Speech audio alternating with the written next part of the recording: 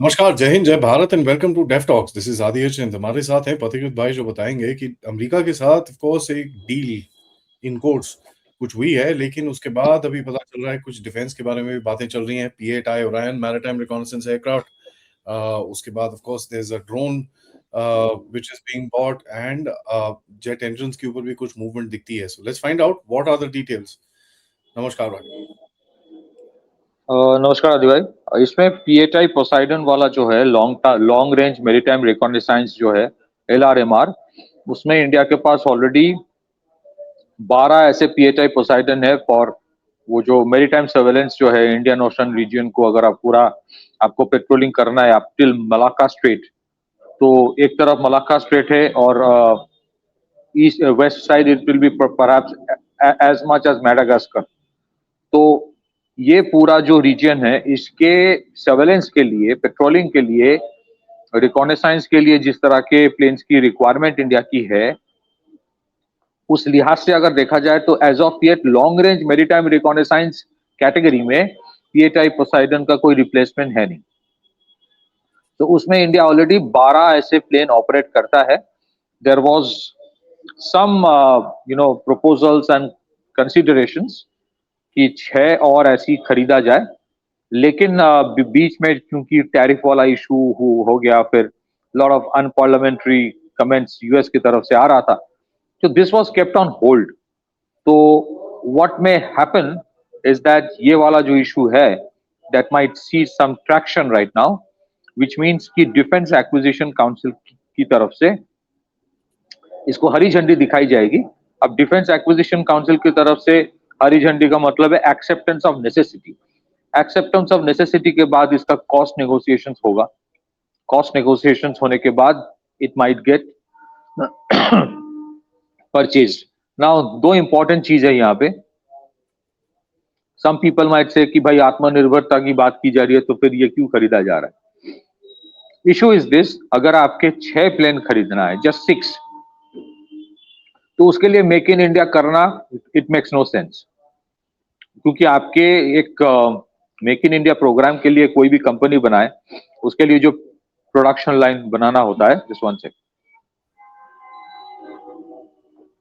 It is not good enough for only 6 planes, so that's why it will be taken. लेकिन अगर आप medium range की बात करें, मीडियम रेंज रिकॉनेसाइंस जो एयरक्राफ्ट है, उसमें इंडिया ऑलरेडी काफी सारे जिसका प्लान है ऑलरेडी, जिसके डिफेंस एक्विजिशन काउंसिल की तरफ से हरी झंडी ऑलरेडी दी गई है फॉर 15 सच प्लेन्स जो C295 प्लेटफॉर्म है जो इंडिया में टाटास बना रहे हैं।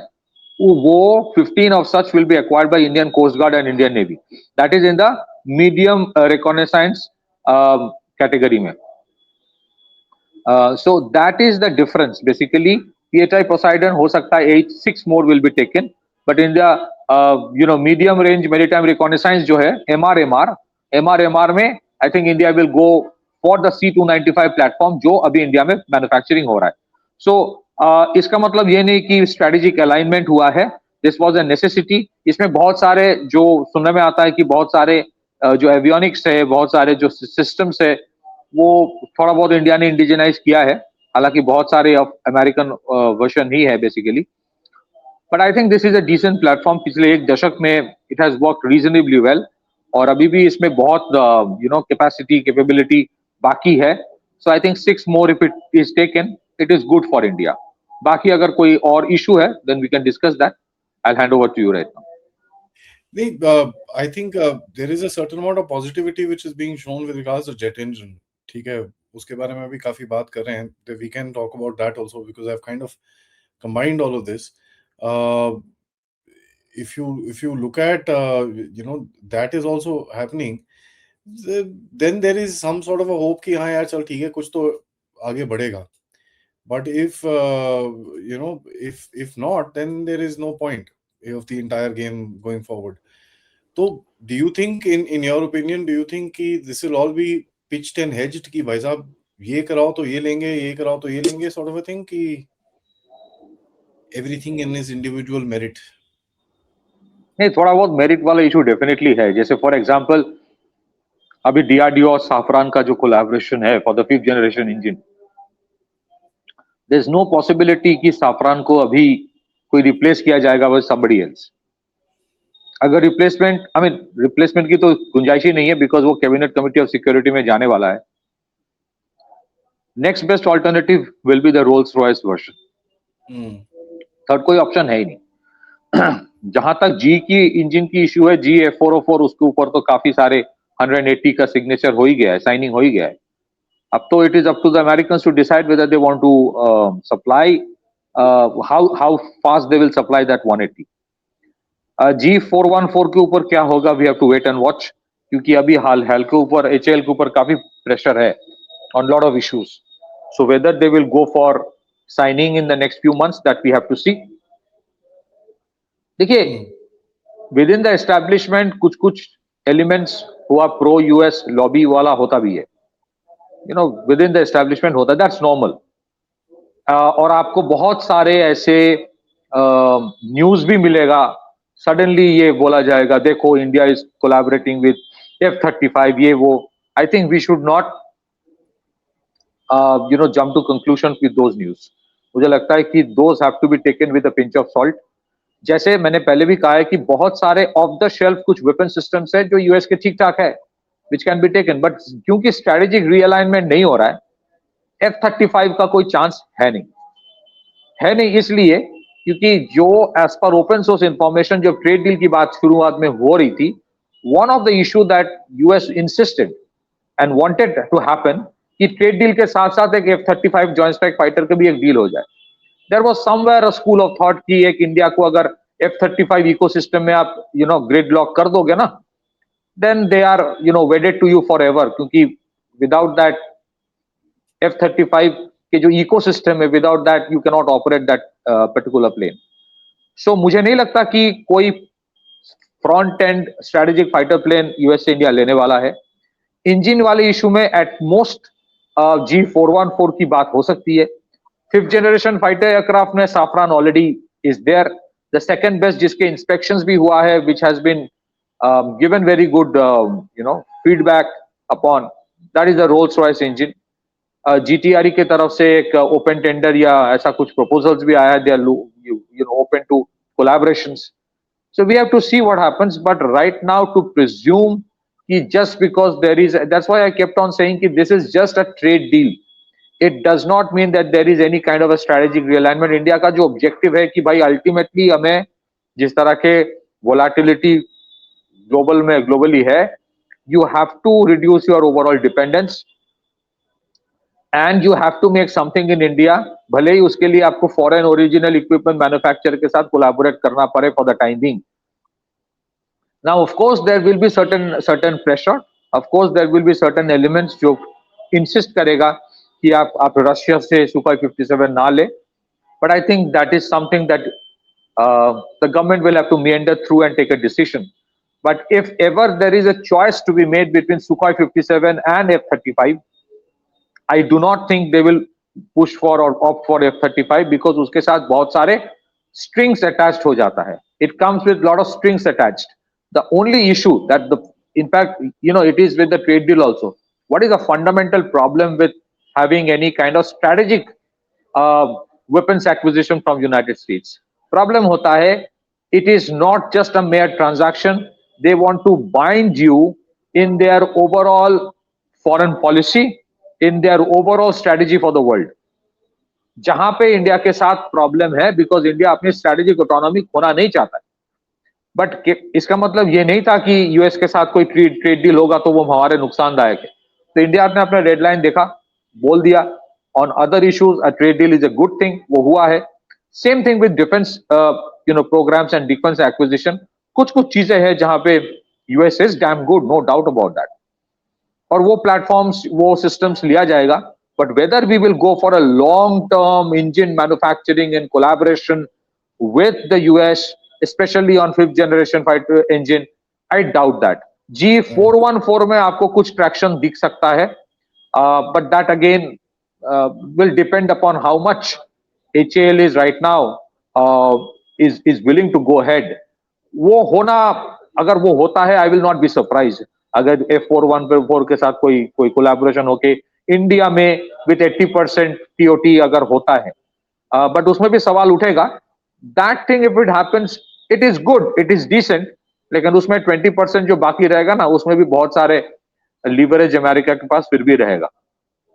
So G414 can still happen. I don't think on the FGFA AMCA engine anything is possible right now. Back to you. Yeah, I mean, the main thing is the trust factor, which I don't think we have. There is no question about it. And so, if you ask the question, and that's the last thing that I had asked, it is, can you trust the US in all this stuff? You can't. जिस तरह से ये लोग चल रहे हैं, अभी suddenly 5 engine दे दिए, ट्रेड डील होने वाली थी तो नहीं भेज दे, तो 5 इंजन भेज दिए आपको, अगले 5 कब आएंगे? पिछले साल में टोटल 5 आए थे.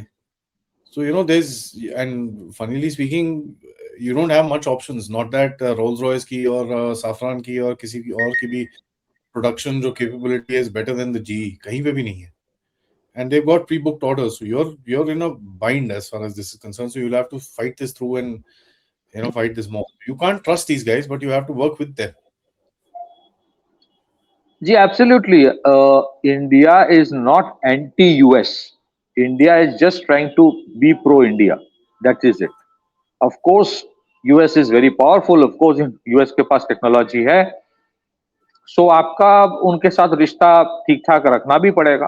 फॉर द टाइम बिंग आपके ऑब्जेक्टिव नहीं है. बार बार गवर्नमेंट की तरफ से बोला जाता है कि we are not anti west, we are non western. So you would see a certain amount of transactions with Americans happening in defense arena as well. Some may call it a lollipop. I would not say that. I would rather say कि हाँ ठीक ठाक है, कुछ कुछ चीजें में a certain amount of collaboration होना चाहिए. You have to spread your baskets. To cut the long story short, if you are reducing your dependence, आप strategic autonomy के नाम पे अगर आप western dependence से हटना चाहते हो, at the same time it should not be कि आपके reduction in American dependence results in dependence on somebody else. So you want to spread your basket. You want to take the best of both the worlds for the time being. So you might see collaborations with the Russians, with the French, with the Americans happening at the same time. And it is basically today a buyer's market. Defense is basically a buyer's market. और जिस तरह के geopolitical volatility South Asia या the whole of Asia में अभी है, I think India is among the very few countries in the world जिसके पास एक substantial budget है for weapons acquisition, especially those weapon systems जो इंडिया में अभी भी full fledged नहीं बनता है. Of course, none of these countries will sell it to China, off the shelf. At least France and United States. Russia तो करता है फिर भी. So for them, they will completely try to vie for the Indian market. No doubt about that. उसमें sanction वाला threat भी American Russian के ऊपर दिया जाएगा. Russia से लोगे तो sanction. But then you have to play it along and say that we will have certain deals with you as well. And that is how you have to keep on, balancing both sides, which up till now, India has done reasonably well. So I think they have locked on to the Safran for the 5th AMCA engine. उसमें कोई बदलाव मुझे नहीं लगता है. I think they have more or less locked on to the Sukhoi 57 and Sukhoi Superjet 100. उसमें भी मुझे नहीं लगता है कि we will shift too much. क्योंकि अगर उसमें भी बहुत ज्यादा पैंतरेबाजी वेस्ट से होता है अमेरिका से, तो मुझे लगता है कि कुछ कुछ टूल्स इंडिया के पास भी है on the issue of trade deal, कि भाई बहुत ज्यादा अगर आप इंसिस्ट करोगे ये नहीं कर सकते हो तुम, वो नहीं कर सकते हो तुम, then I think we will just move away. वो मूविंग अवे का option it's not just with American, to certain extent India के पास भी है. And I think that's where the Americans will insist by, if you want to take so many things from the other side, हमसे भी कुछ लो. So that is where sometimes ये वाला striker वाला जो इशू है, स्ट्राइकर जो आर्मर्ड पर्सनल करियर लेके बहुत क्रिटिसिज्म हुआ था. And I think eventually striker वाला रिजेक्शन जो हुआ because of the इंजन का पावर वो अंडर पावर था for Indian conditions.